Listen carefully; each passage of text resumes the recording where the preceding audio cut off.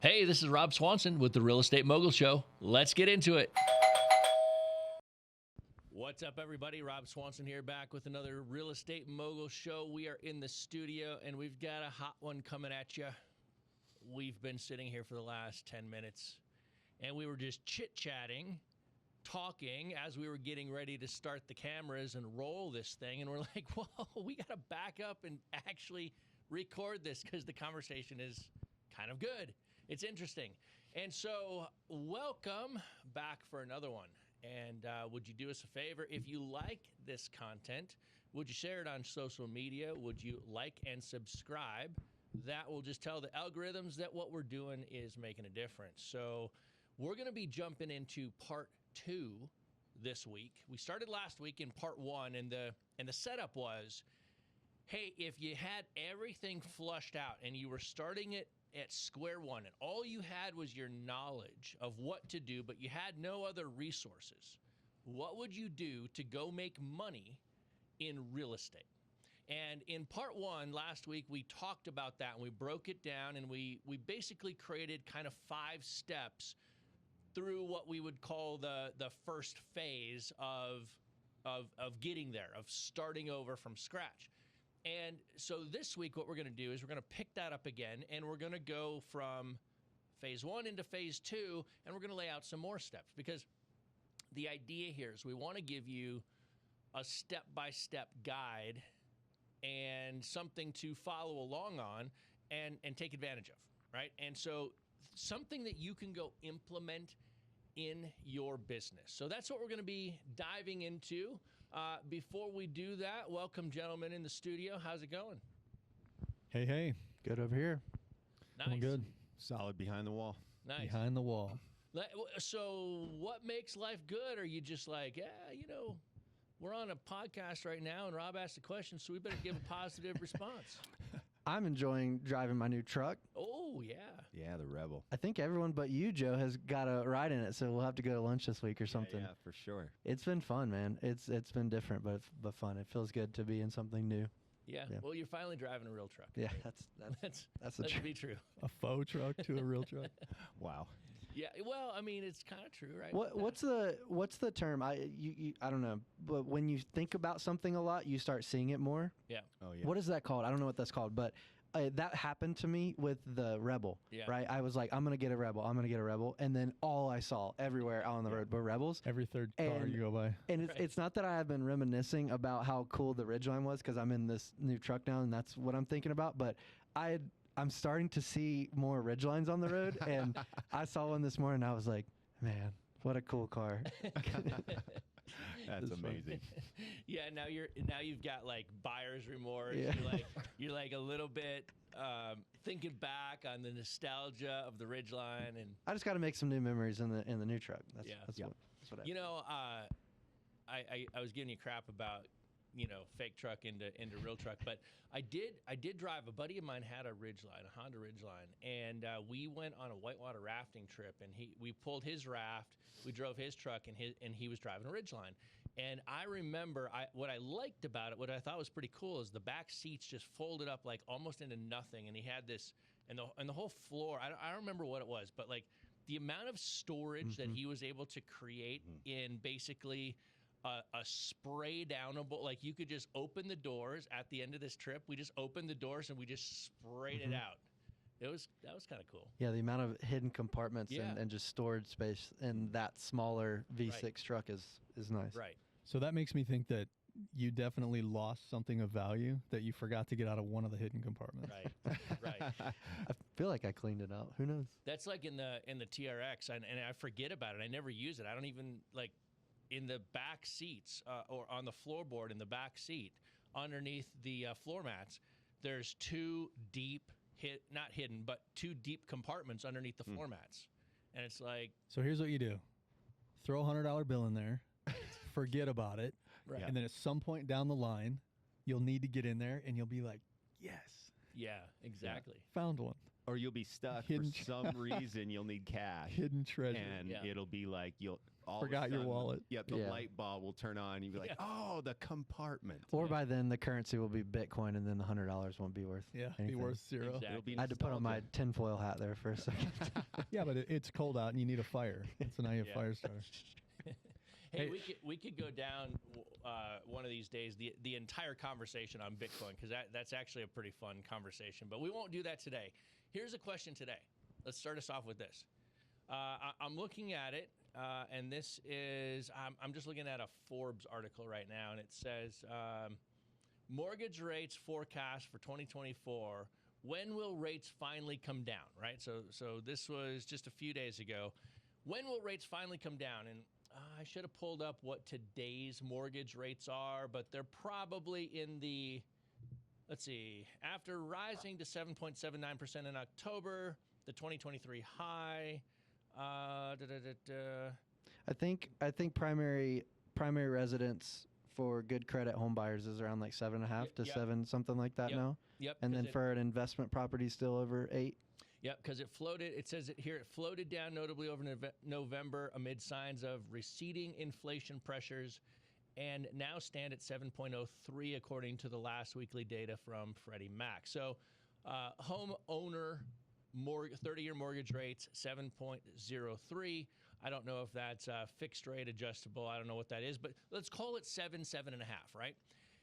And so here's the setup question before we kind of get into phase 2. What would you do if you were starting over and needed to go make money? Number one, I want to ask this question. With mortgage rates so incredibly high, should we be investing in real estate today? Yes, yes, yes, yes, and yes.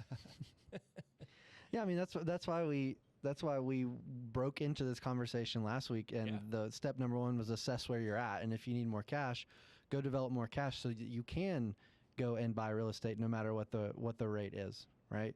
Yeah. I mean, you know what my last interest rate on the last rental was 8.7. I don't know what it was. It was high, but I mean, it still cash flows and feels good to me. There's a I don't know if it's a meme. It's not really a meme because it's fact.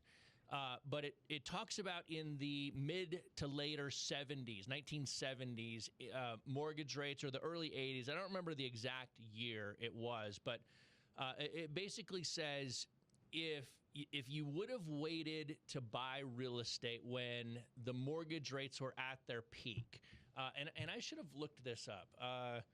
Let's see, mortgage rate history by year.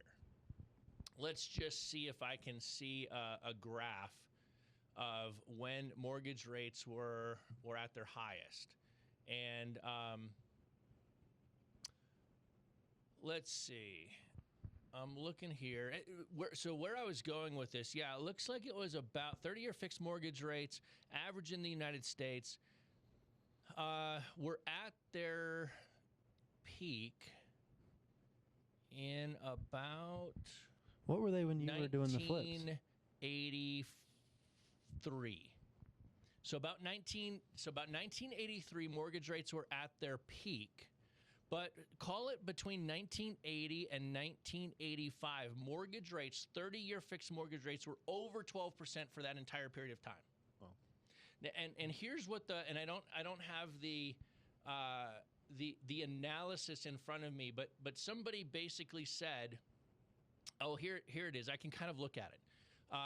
Mortgage rates in the early 70s, so from about 1970 to 1975, were over 7%.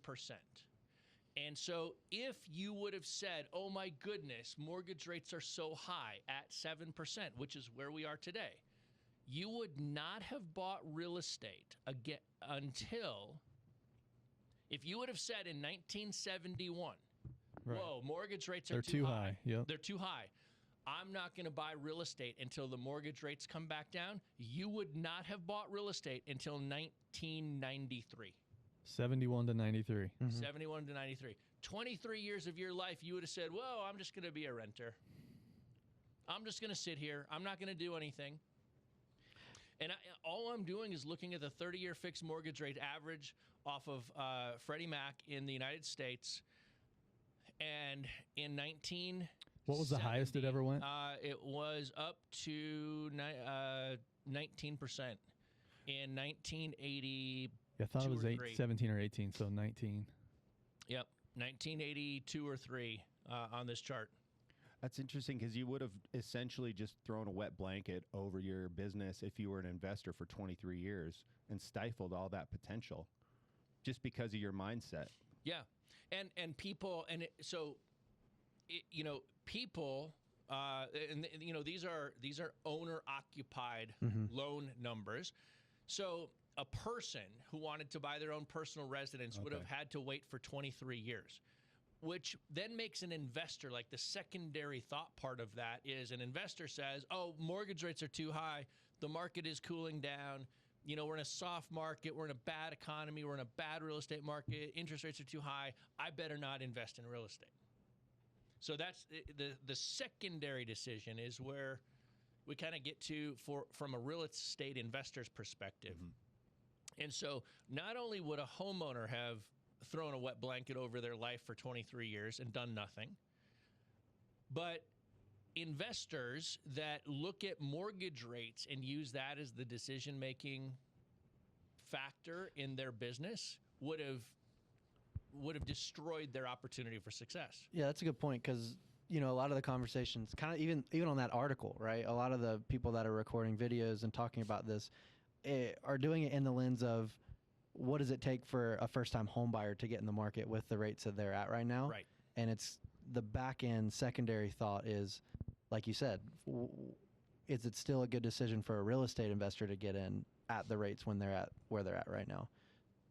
Yeah, well, and not even it doesn't even matter what the rates are from a real estate investor's perspective, right? It doesn't even matter. I have bought more real estate since the 2008 crash than I bought before it. I bought more real estate. Like, I can always almost look back and say I bought more real estate in this period than the period before it.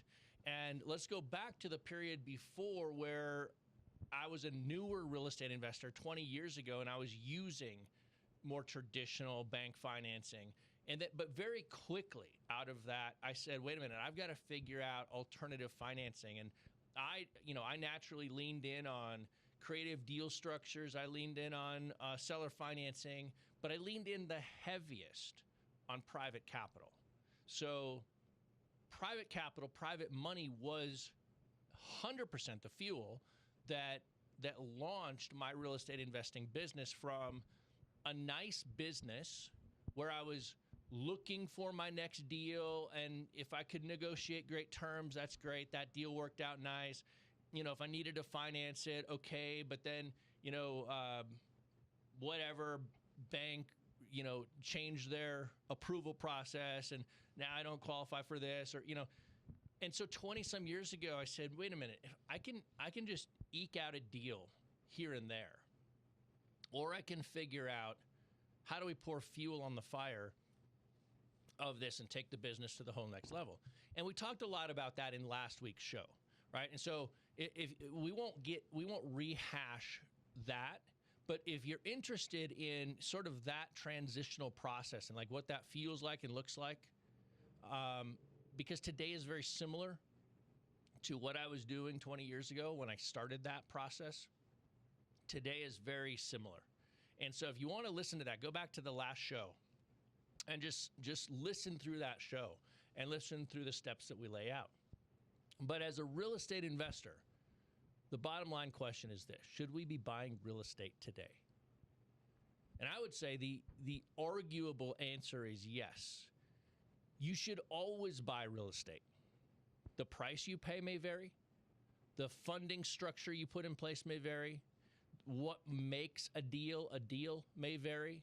You may have to change your geography from time to time in order to make the numbers make sense. But the answer is now is always a good time to buy real estate. It doesn't mean that how you bought real estate 2 years ago is how you should buy real estate today. It doesn't mean that where you bought real estate 2 years ago is where you should buy real estate today. But what it means is today is a good day to buy real estate. So you have to be able to answer the how question and the where question and then go put that to work. Now is a good time to buy real estate. So let's talk about this.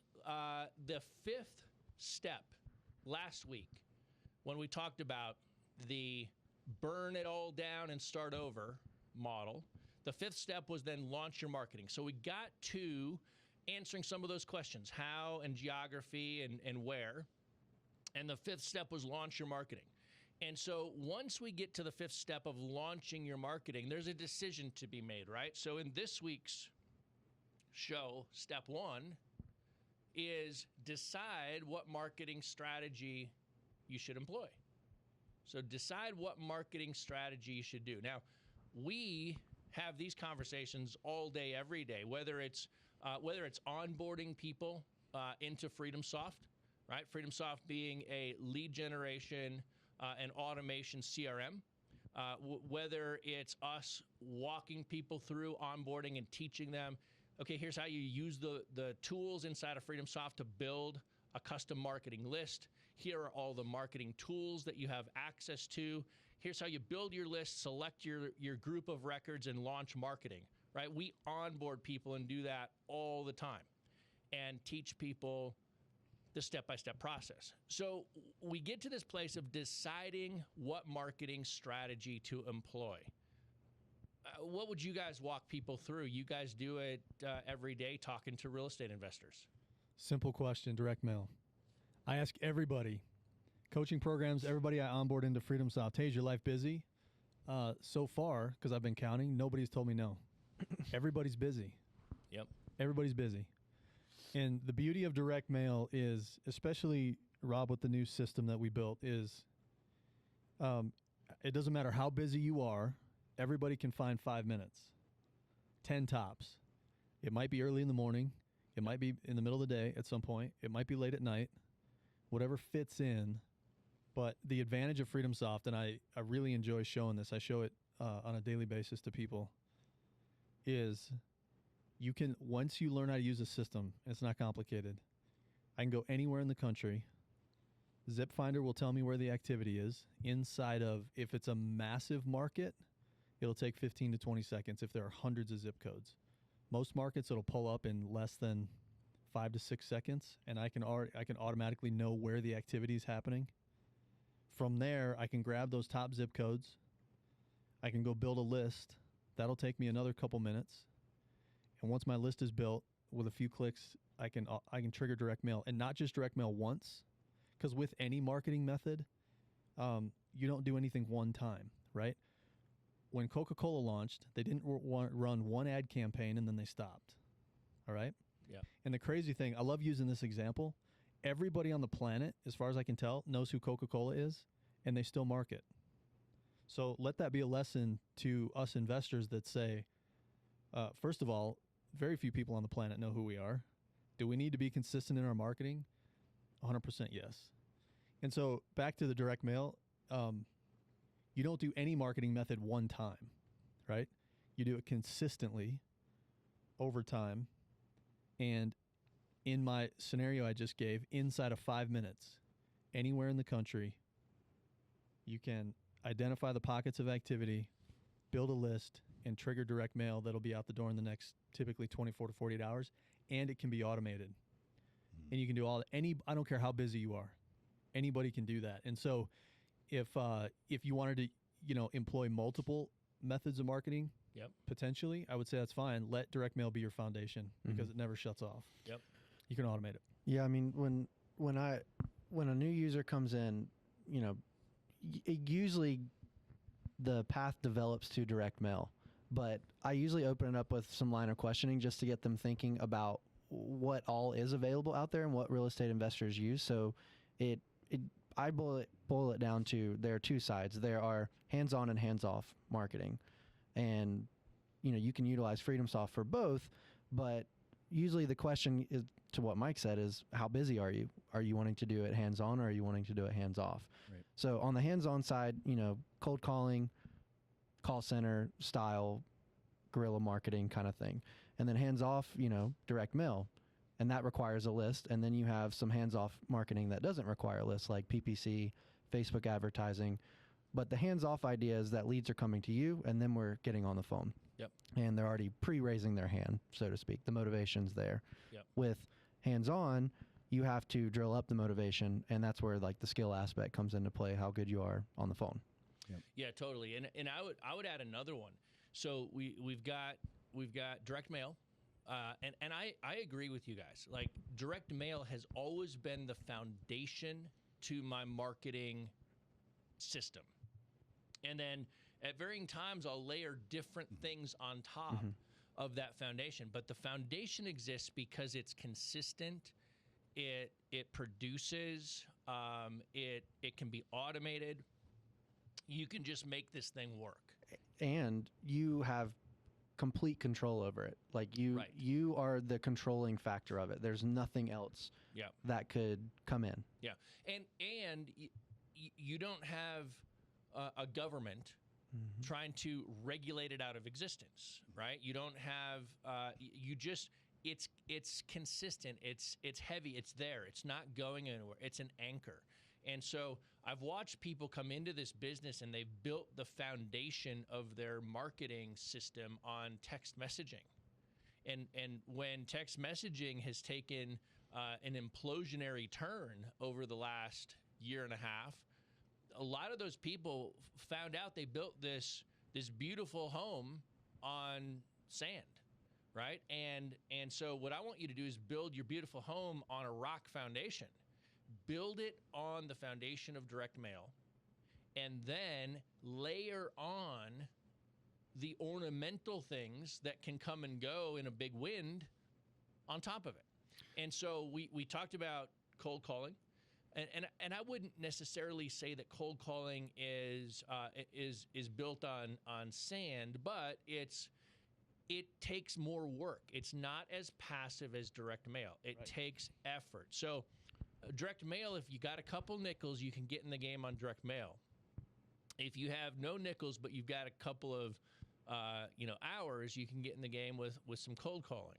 That's what this brings up. I remember one of our academy members. This sort of was a realization, a light bulb moment for him, because he was building his business on direct mail, or initially he was cold calling a lot, and then he decided, based on one of our roundtables, to start implementing direct mail. Yep. And that became the foundation. And then as he had more time, weekends, evenings, or whatever, he would take those really honed parts of his list and dump them into a click-to-call campaign in FreedomSoft and start cold calling.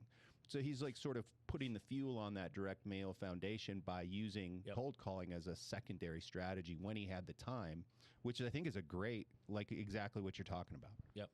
Yeah, well, exactly. Because I just pulled up, as we're sitting here, I pulled up some stats on marketing, just because I think this is interesting for people to hear. And, I know a lot of these numbers, like, because I've been doing this for so long, but sometimes me just saying it isn't as relevant as pulling it off of a research group that is talking about it. So here, this stat says it takes on average eight follow-up attempts to reach a prospect in marketing. So a lot of times what people do is they make one attempt, they get whatever response back they get, and they're like, well, that didn't really work that great. Or maybe they got lucky. They get a deal out of that first thing, and they're like, this works. But maybe you're the person who says, man, I didn't get a deal out of my first one. And you never do the second round of marketing, right? So it takes on average 8 marketing attempts to reach a prospect. And, when we talk about cold calling, prospecting is hard, and most people hate it, right? And so what we try to do as we're teaching people to get into real estate or to kind of scale up their real estate is we've got to look at what are you doing from a marketing perspective first. And we've got to say, is the whole system built on a foundation of rock? And then did you pick the rock in the on the best part of the beach, right? Do you have the best view? I.e., did you pick the best geography? And so you can do this foundation of direct mail, but you can do it in the wrong geography, and it can feel like it doesn't work. Yeah, I mean, that's why we, I mean, go listen back to the last podcast, but that's why there was an obvious step before this, and that was the market and geography and where to be. Exactly. Yeah, 100%. And so you pick that geography, build your foundation solid, and that's what the Freedom Soft Mail Now system is all about, right? We didn't build the Freedom Soft Mail Now system because we're like, hey, text messaging is going away from a lead generation perspective. It's great for follow-up, but from a lead gen, it's shifting sand.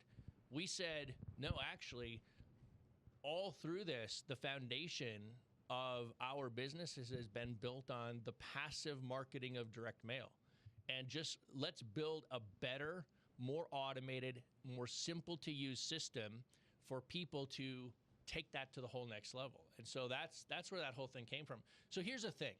When you decide what marketing strategy you're going to use, here's a question that people ask all the time, and you guys probably get asked this almost daily. 2 questions. What's working best, right? We run a CRM with a lot of people using it, right? So we have unique, interesting data points to look at. And they ask what's working best, and they ask what's the cheapest, right? Aren't those the two things that people always want to know? Yeah, the quote is, from your personal experience, what have you recently sent, and how much money did you spend to send it? Basically, is what I hear. Yeah, because they're asking you personally, what are you doing, and what results are you getting? Because if you're getting good results, I want to just copy what you're doing.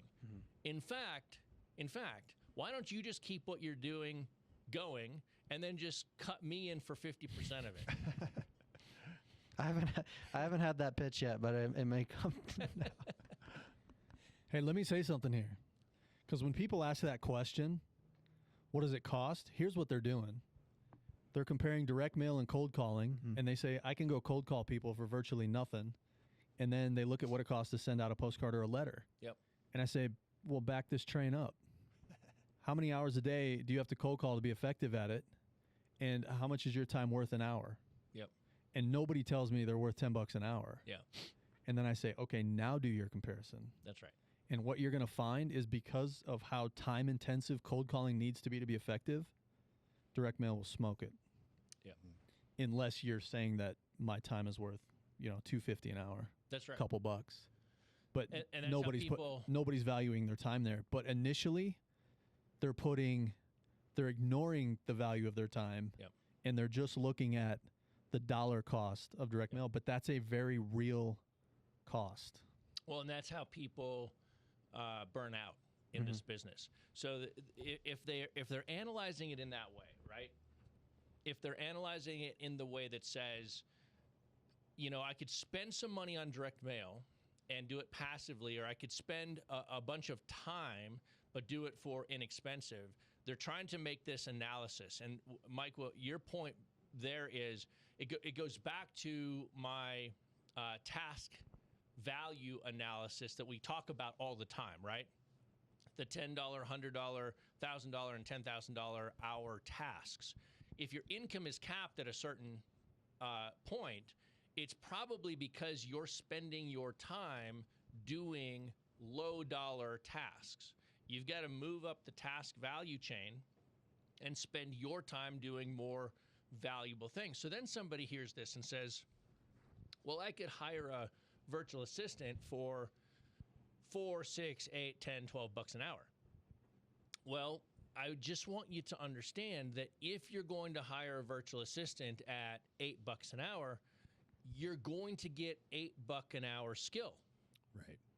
And even with the delta between the US dollar and the offshore investment in virtual assistant for cold calling that most people will will spend that $8 in, even with that delta. So you're getting a more skilled person at a lower rate because of the currency delta. The problem with that is usually English is a second language, and it's a challenge going offshore for cold calling and expecting to produce $1 million results. If you're spending $8 an hour for the work product, to expect $1 million results out of $8 an hour is just misaligned thinking, to be frank. And so, and from that train of thought, like I've heard it multiple times. I went that route. I went back and heard the recorded phone calls, or, you know, I'm on my third VA because I didn't feel confident in number one and number two. Yep. I mean, eventually they get into the point where they were trying to be more hands off. They end up being more hands on because then they have to spend time training said person on the script, on how to be on the phone, how to make the offer. And then it just comes down to the question that him and I probably always ask, which is, in the end, do you not just trust you more on the phone at that point because you've wasted so much time? Yeah, exactly. I would say that's a big deal. That's a big deal. So you've got to be consistent. You've got to build your marketing strategy on a foundation that is solid. You've got to be consistent in your follow-up. You've got to be consistent in hitting that same list over and over and over again. And that's how you start to produce results, scalable results out of your marketing effort. And then get out of this idea that what's the best and what's the cheapest, right? Because that's not always congruent, right? The best is likely not the cheapest, and the cheapest is likely not the best. So what do you want? You want something that matches with your budget, because people have a budget. I get it. You want something that matches with your budget, but produces consistent results. I would tell somebody, if they have a choice to send 5,000 mailers today, but now their budget is blown and they can't send follow-up for another 90 days or another few months. If the choice is to send 5,000 today, and then do no follow-up, or send 1,000 today and then send to that same 1,000 for the next 4 or 5 months, I would say pick the smaller list. Yeah. Do follow-up over hitting a larger list. Hey, Rob, I got a story for that. Okay. So Kickstart student a year and a half ago, and she chimes in and she goes, hey, let me tell you about follow-up, because I was teaching on this exact topic, follow-up, and how you target a list more than once. And she said, I sold a rental property a couple years ago, and she goes, I was an absentee owner, and I was getting postcards. And she said, when I started to get postcards, I filed them, and I kept them because I could tell who they were coming from, because a lot of them were the same. And she goes, I put them into separate piles, knowing that I was going to sell in the semi-near future. And she goes, as soon as I was ready to sell, I picked up the biggest pile, called that person up, and rewarded them for being consistent. Yeah. And I just remember thinking, she was willing to admit the story. Yeah. But how many other people are doing that? You just never hear about the story, because that's what happens. Yeah. You hit it over and over again. And whether it's because they admire your consistency, or it's the fact that you've just kept your name and phone number in front of them. Yep. That's where the win comes from. So back to your point, I thought it was a fun story that she shared, and I really appreciated it, because now she wanted to be the active investor again, but she said, hey, I was the person that we were sending direct mail to 2 years ago. Yeah. And here's how this played out. So yeah, she informed her own business by being in the mix. What a lesson, right? Yeah. Right. So she knew the value of follow-up, because that's how she sold her house. So yeah, I thought it was a cool example. Another example on that same line is, we hear it all the time. Hey, in FreedomSoft, how do I build my list, and then how do I remove all duplicates by mailing address So I'm only sending one postcard to a particular seller, right? Maybe a seller owns 3, 5, 7, 15 different properties. How do I just send them one postcard? I always say don't. That's right. Right. Send them 15. Send them 7. I About got all asked that 2 15 weeks houses. ago. Yeah. Yeah. Send them one postcard on every house they own, because they're going to get them all in the mail at one time, and they're going to be like, well, that's a statement. Yeah. And some people are just going to chuck them, throw them away, but some people are going to say, I got to call this person back. I've had so many over the years. People say, hey, I'm calling you because you just sent me 27 postcards this morning. I don't want to sell most of them, but I've got this one. And so That's right. That's how it starts. that's how it starts. Yep. That's how it starts. So that little side tip: don't remove duplicates and send one postcard. Send a seller as many postcards as it takes, one per Yeah, address. it's where your brain starts chirping. That's I mean, right. this was me last year, right? I've done that before, by the way. And the other thing was, these are LLCs. They're not one to sell. Yeah. That's not true. No, That's 100% not true. exactly. Yeah, and on the consistency theme, we're obviously hitting on direct mail, and there's a point for that, because the grand scheme of this whole last 2 podcasts was slate is wiped clean, right? Where would I start? Yep. And someone listening right now may think, well, I know so and so, and they're big on PPC, or I know so and so, and they're big on cold calling, and they're successful. Yeah. And that's because there's a consistency basis behind that. Yep. Can leads generate through PPC? Yes, 100%. Can they generate through cold calling? 100%. Yep. There are companies out there huge that are solely a PPC-based marketing machine. Totally. There's a whole company out there that has a whole floor of cold callers, Yep. right? And they're successful. The reason why they're successful is because they are consistently doing that at the skill and at the level they know how to do it at, right? Yep. Is that cold calling company going to just clean slate and go on direct mail today? Probably not. But again, remember, this whole podcast was slate clean. We're trying to go and close a deal. That's right. What's the foundation that we would build it on? I mean, yeah. I don't want to go and try to learn how to build a team of cold callers and build that whole floor. Yep. That would take me a long time. Yeah. Yep. Well, we're going to get down to the fifth step in this as we kind of accelerate through these, and it's going to go back to another marketing strategy that I'll just throw out here right now. But people can go online and they can go and they can search for every property that is currently listed for rent.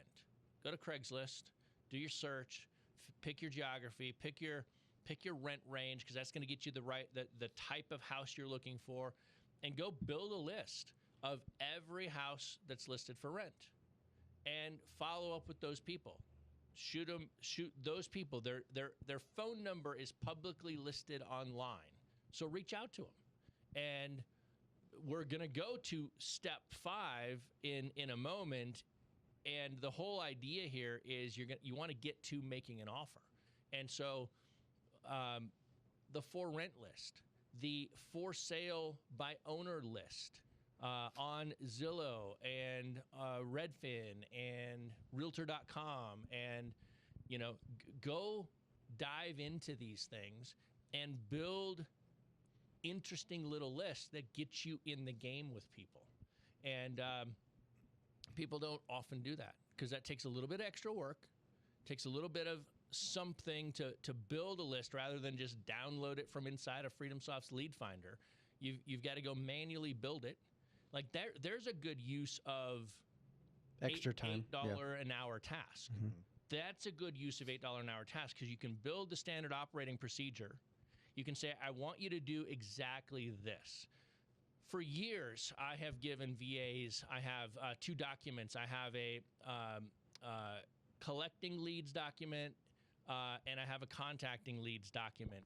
And it addresses those publicly listed for sale and for rent online advertisers. And it's a step-by-step process that I can hire a virtual assistant to go follow through and do.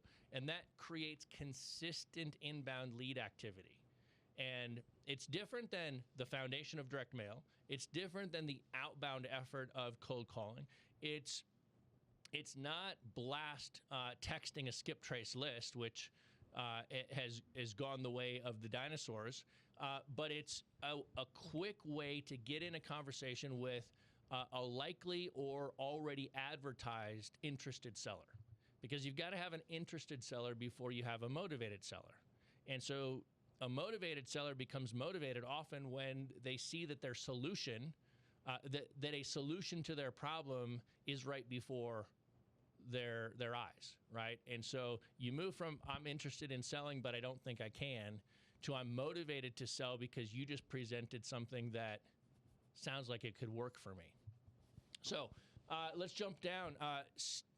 In phase 2, or the second sort of part 2 of our burn the bridges and rebuild, number 1 was decide a marketing strategy. Number 2 is capture your inbound leads. Here's the thing. Too many people don't capture inbound leads and keep them organized or get them organized so that they can see what's happening and follow up. I'm telling you, people leave probably half of their deals on the table because they do some marketing, they get a call, and that caller either hangs up or doesn't leave a voicemail.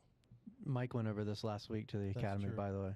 Nice. It was kind of like light a fire under their butts kind of call, because Well, I've lost track of how many FreedomSoft accounts I've logged into and went to the notifications page and seen new inbound activity that nobody's clicked on. Mm-hmm. Right. For days, weeks. There was a guy, I don't remember who it was. I wouldn't call him out anyway. Mike, this doesn't work. What doesn't work? None of this works. So I'm like, well, let's go take a look. And we're on a Zoom, so I'm sharing his screen. And I clicked to the notification screen. And I was like, so in FreedomSoft, when it's new, it has a light gray background. As soon as you click on it, it turns white, so you can very easily tell what you've clicked on. A page and a half of unclicked on inbound activity. Mm-hmm. And, you know, a picture's worth how many words? 1,000 words. Enough said. Yeah. Yeah. It's like, it's working. You're not following up. You're not paying attention. Yeah. But he had direct mail going out. or just picking up the phone in general. I don't feel like this is working. Picking up the phone in general. Oh, my word. I got this, and this will give you a little insight into Rob's head. I was traveling back when I was doing real estate full time with Rob when I first moved out here to Colorado. I was driving back from California, and Rob, you'll get a kick out of this because you remember it. Oh, heck. And he goes, oh, what's going on with that? You know, this one particular house. And I said, oh, well, lady called me back, but you know, I'm driving. I'm out here in the middle of nowhere. I'll get back to her on Monday. Call him. He goes, that deal's gone on Monday. And I'm like, well, what do you do? He goes, first place you can pull over, you pull over and you call her. So I did that. I pulled up off at the next rest stop. I called her up, made her an offer. She said, okay, accepted it. I went, found a little coffee shop that had Wi-Fi and sent her the paperwork and started it all up. But it was like, no, man, that deal's gone. Get after it. I'm glad you bring that up. And Rob, I think you're going to be pretty passionate about this. I am too. It bothers me, but people are still doing it because I see it all the time. You know, they're going to send direct mail. They know exactly the targeted audience that whether it's, you know, they're getting taught to target this specific motivation or they're just building lists in FreedomSoft. And the question I always ask them is, okay, let's set up some call automation to get your phone ringing. Yep. And they say, I just want it to go to voicemail, right? And my question is always why? And the answer is, you know, well, I just want to hear them leave the voicemail so I know what house they're talking about, and then I'll call them back, right? Yep. And I'm curious, where do you think this habit's coming from? Are they getting taught this, or is it just fear? Fear. Yeah, but it's fear. My That's feedback to them is like, if we can, let's get it ringing, and if you're not too busy, let's pick up the phone on the first call because that's really important. Yeah. Yeah, there's two ways to approach this, right? And I would say that as your skill increases and you're better on the phone and you can answer the phone live answering the phone live and having a conversation and building trust, rapport, and likability with the seller right out of the gates is going to get you to a deal faster. In fact, right here in these stats that I pulled up, 30 to 50% of deals go to the first person that responds. So if you've sent mail and a person responded to your mail and they responded to 6 other people's mailers at the same time, the first person to get on the phone with that prospect probably wins. So if you can answer the call live because you have the requisite skill, you're ahead of the game. Number one. The second school of thought is, depending on how you set up your postcard and depending on how you set up your voicemail, because we have some postcards that say, it gives a lot of good information. It solves a problem. It's sent to a specific motivation identity. But then it says, call 24 hours a day, 7 days a week, 365 days a year for a pre-recorded message. Yeah. Now, that will oftentimes get you more responses because people know they're not going to talk to somebody and they just want to hear what the message is. They just read the card, the letter, the postcard, whatever the mailer is, and they're like, this feels good, but I don't want to talk to somebody. Just because here's the funny thing. Just like newer real estate investors, even experienced real estate investors just wake up some days and they're just off and they just don't want to talk to somebody. The guy sitting around his kitchen table who has a rental property 3 states away where the tenant moved out and the condenser unit, it no longer works, and the property manager is telling him it's going to take $23,000 to fix it up and get a new tenant in there. Or the person who's behind on their mortgage and they're sitting at their kitchen table and they're stressed out. They don't want to talk to somebody. Just like the real estate investor is afraid to talk to the seller oftentimes is afraid to talk to the investor because the seller's thinking, well, they're going to be sophisticated. They're going to be financially smart. They're going to think I'm stupid. They're going to think, how could I have gotten into this situation? This is what's going through the seller's mind, right? And so what I always tell people is, you got these 2 schools of thought. As your skill increases and you have a certain marketing postcard letter message where you're going to take a live call, when your skill is there, take that live call. But there is also that time where in the sequence I might have a live postcard, a live call postcard, and then I might have another postcard that goes out that's a 24-hour recorded message postcard. Or a deal negotiator. Or straight to a deal negotiator, our online and built into FreedomSoft deal negotiator. And so there's these different schools of thought, and what I think is that one does not beat the other. It's the combination and the use of all of them in a sequential follow-up system that actually produces the best results. To the speed for even on the recorded voicemail or deal negotiator, the speed to get the follow-up happening, basically, right. Not letting it sit there for a week. Exactly. Basically. And I think it's funny that from what I've seen, I like that we're flipping the script here, because I hope this motivates some people, because what we find is, or what I've seen is, the people that are asking what is the best list and what is the best marketing are also simultaneously the people that send direct mail, but then let the leads sit there when when it actually works. Yes. That's the mindset on the front end is the same on the back end. So I like that we're flipping the script and saying, get the mail out the door and let's focus on the actual stats in the background, which is what you just said. 30 to 50% of the deals that close come from the first person that follows up or answers the phone. Yep. That's the deciding factor. That's right. You can't learn anything without doing it. Yeah. And half of your deals will come from inbound hangups. So you have to be using a phone system, right, that captures that inbound call and captures the hangup and puts the phone number on your CRM record, inbound lead capture, and shows you the phone number that called you. and then just says this caller appears to have hung up, right? Calling those back will increase your deal close rate, if you're skilled enough to close a deal, by 50%. Rob, here's what trips people up. So you taught me a long time ago, and we've been teaching ever since, contract first, then due diligence. And that messes with people's heads. And so what happens is somebody new to the business sends out direct mail, even some experienced. Somebody calls in and hangs up. They don't know who the person is or who it was. And in their mind, they have to pre-analyze that deal before they could call them back. Yeah. And so they never call them back.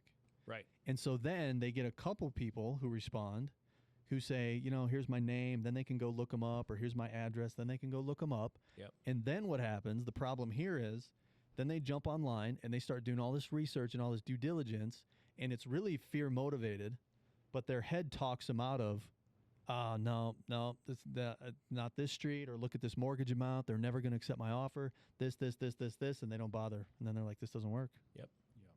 Exactly. And what's happening is they don't understand this contract first skill set, philosophy, whatever you want to call it.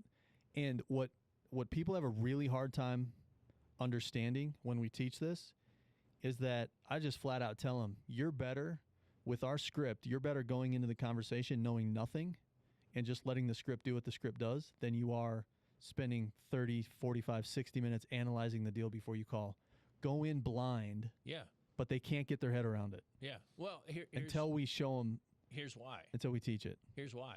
Because everybody wants to get on the phone, and the first question they want to ask the seller is, okay, so Mr. or Mrs. Seller, tell me about the house. How many bedrooms is it? How many bathrooms is it? What condition is it? What color is the paint? Is there carpeting? Is there hardwood floors? What's the condition of the roof? Like, everybody wants to get in and start talking about the house. I don't care about the house, right? I really don't care about the house, which this is bringing us to step number 3 in part 2. Step number 3 is talk to people, talk to sellers. Here's the key. You've got to be talking to people, but asking them the right questions. And what you care about is you care about why are they interested in selling. I didn't say why are they motivated in selling. I said, why are they interested in selling? Are they, number one, an interested seller? Are they an interested seller? If they're an interested seller, you're in the game. If they're not an interested seller, you're going to find that out pretty soon if you lean in on the why, which is what our whole script process focuses in on and teaches. And so when people follow the script, they're going to have a human to human conversation, and they're going to figure out that the house is a relevant piece of the analysis after we figured out what problem we're trying to solve. Do we have a property condition problem? Do we have a personal double mortgage payments and job transfer problem? Like, what problem are we trying to solve? Once we understand what problem we're trying to solve, then we can say, okay, so let's understand the property here, and let's do the math. Does it going back to part 1, does it fit the buy box? What makes a deal a deal? And now the numbers of the math are 6th grade simple mathematics to calculate an offer. And so we're in step 3, part 2, step 3 is talk to sellers, but have the right conversation, the why conversation. Step 4 is follow up, because you're going to have that conversation with the seller. You're going to find that they're not an interested seller, but once you hear about the situation, you say to yourself, they should be interested in selling. They should sell. But maybe you had a conversation, maybe you structured an offer, maybe you made an offer, and they weren't ready today. But they should be. There should be something that would drive them to make the decision to invest or to accept the offer. But if they're not ready, follow up. Going back to how do you follow up? Well, using FreedomSoft's Mail Now system, that follow-up is on autopilot, right? And so you can automatically move somebody from one, like a lead generation sequence, to a follow-up sequence after you've talked to them. It's so simple to do. inside of FreedomSoft. And now you can start to hone in the messaging, the conversation, the follow-up to bring that person back around and turn them into a motivated or into an interested seller, and then let their motivation rise as they see a solution to their problem. Number 5, make offers. The number one KPI. Numero uno. Numero uno. For every successful real estate investor is how many offers did you make this week? When people tell me, hey, Rob, I did X, Y, and Z, but it's not working, I always stop them and I ask them one question. How many offers did you make this week? And they'll tell me none or one. And I'll say, well, there's the problem. You've got to make more offers, which goes back to decide what marketing strategy you're doing at the top of this conversation. What marketing strategy? So we've talked about building the foundation with direct mail and using automation to follow up. So now there's automation happening to your prospecting list. There's automation happening to your inbound leads, and there's follow-up consistency, right? Then you layer on additional marketing strategies. You could layer on the cold calling. Maybe the cold calling is just a follow-up strategy. It doesn't have to be a lead generation strategy. It could be a follow-up strategy. Then maybe you layer on and you layer on and you layer on, right? And so you ultimately want to get yourself down to making a lot of offers. And so the faster you can get to understanding that as a successful metric for your real estate investing business, the faster you will have a successful real estate investing business. Yeah, it backtracks. Am I not making enough 100%. offers? I need to generate more leads because I need to talk to more sellers. Yep. Talking to more sellers allows me to make more offers. Always. Yeah. It's a self-perpetuating cycle. Mm-hmm. Yeah, and I think, last week I kind of ended it off with like a blanketed,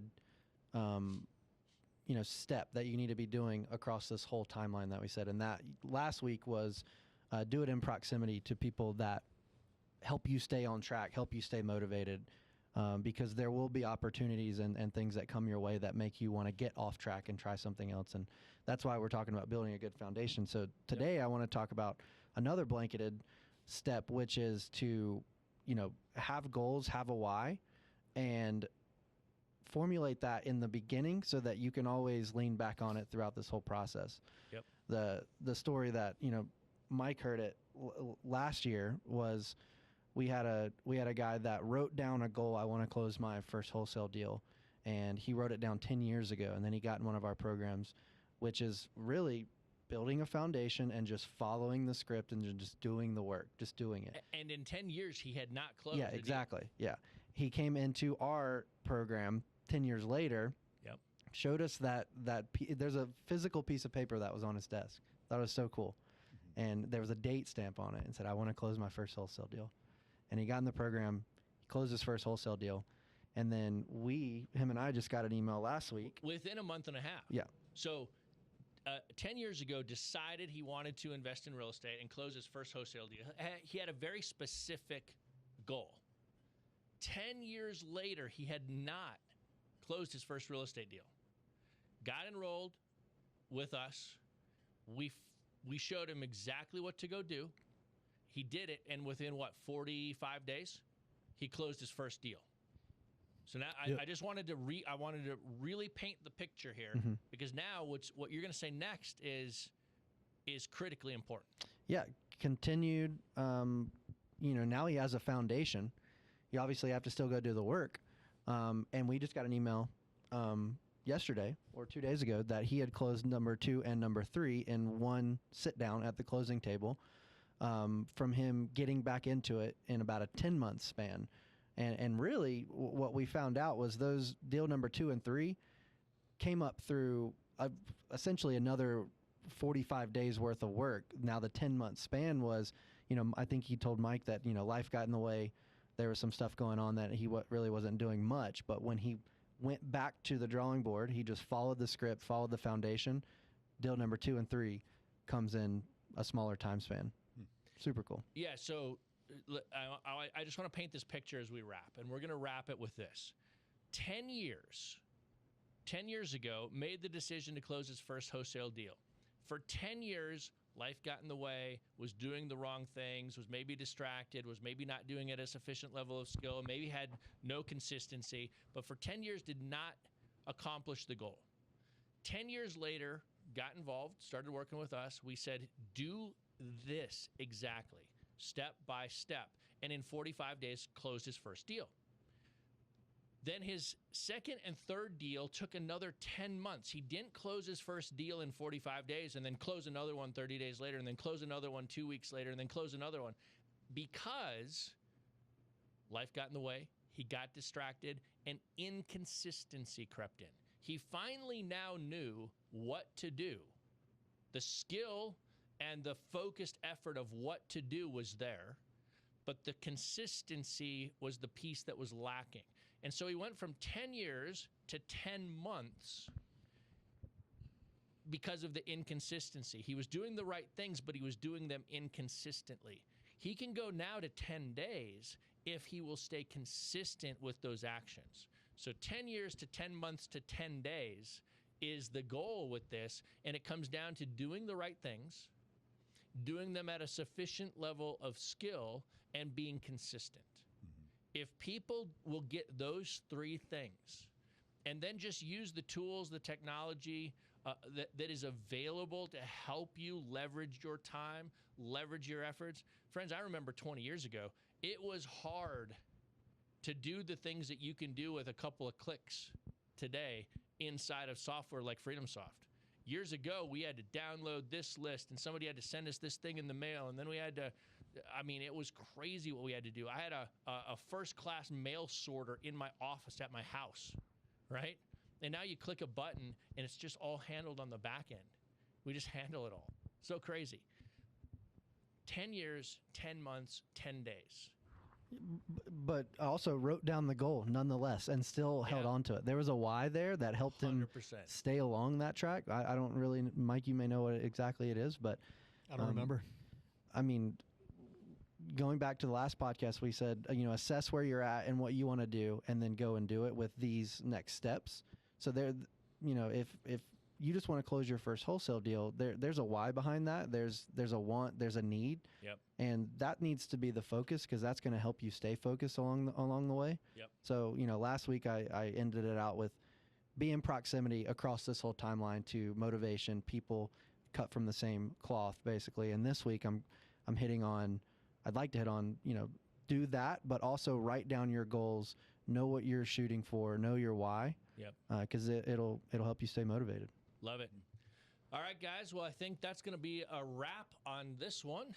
Part 2, we broke it down. Decide your marketing strategy, capture your inbound leads, talk to sellers, follow up, and most importantly, make offers. Do everything else in order to make offers. That's where the rubber meets the road. So we're going to wrap it here, guys. If you like what we're doing here, do us a favor.